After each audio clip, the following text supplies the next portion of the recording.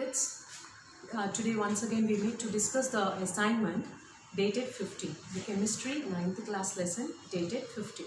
Okay, in this assignment the first questions follows like this. The first question, define sublimation.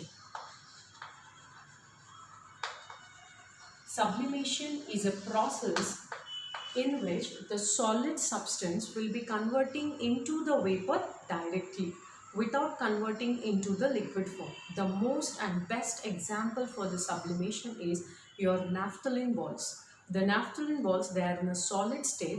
Just when you keep it in a part of a room, they will be directly converting into the gaseous state without going into the liquid form. And that process is called as sublimation process. Coming to the second, is there any change in mass when a substance changes its state? I repeat the question. Is there any change in the mass when the substance changes its state? Explain with example. So first we'll discuss about the example and then we will come to the question. First part of the question. The example, when you take an ice. When you take 100 grams of ice and you started heating, it will change to 100 grams of water, but there will be no change in the matter. So while we have weighed an ice which is 100 grams and we have melted it and we have converted into the water, after conversion into the water also the weight will remain same. So the answer for the first part of the question is there is no change in the mass when the matter changes from one state to another state. Example, when 100 grams of ice is converted to 100 grams of the water, the weight will not be changed. Next is, the third question goes like this. Define matter and give example. What is a matter? See, when we see around, whatever we see is matter. Whatever we feel is matter. Now, the question asks like this. Define a matter. Means, anything that occupies the space and have mass is called as matter. Anything. Whatever it may be, when you feel it, because that is having some mass and it occupies space because it is the matter. So what is example?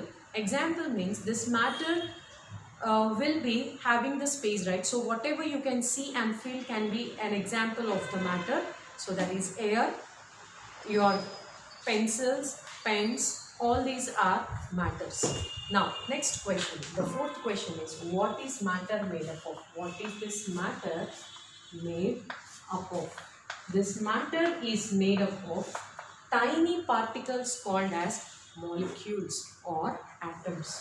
They can be made up of molecules or atoms. So, molecules means, say for example, you have taken water. Water will be made up of water molecules, that is H2O, H2O, H2O, it will be made up of water molecules. If at all you have taken helium gas, it will be made up of helium atoms, or else you can take an iron metal. Iron metal will be made up of iron atoms.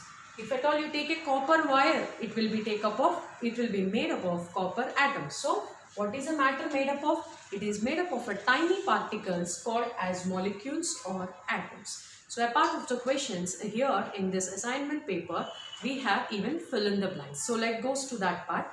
The melting point of ice. The melting point of ice is 0 degrees Celsius. At this point, the ice starts melting. Next, the state changes from gas to a liquid is called.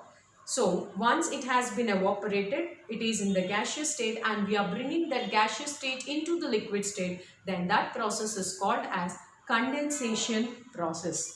Next, seventh question, matter consists of, as we have already discussed in the questionnaire part, matter consists of the tiny particles called as molecules or atoms, or simply you can tell tiny matter or tiny particles. Potassium permanganate is the formula. Formula for potassium permanganate is KMnO4. Potassium permanganate, KMnO4. Non-matter is an example for. The ninth question is non-matter. He is asking the thing which is not a matter. For that, what is an example? That we cannot see or we cannot feel. Just like happiness, sorrow, whatever the feelings you have, they are not matter. So they are called as non-matter examples. So with this assignment comes to an end. Thank you kids. We'll meet again in the next assignment. Stay home, stay safe.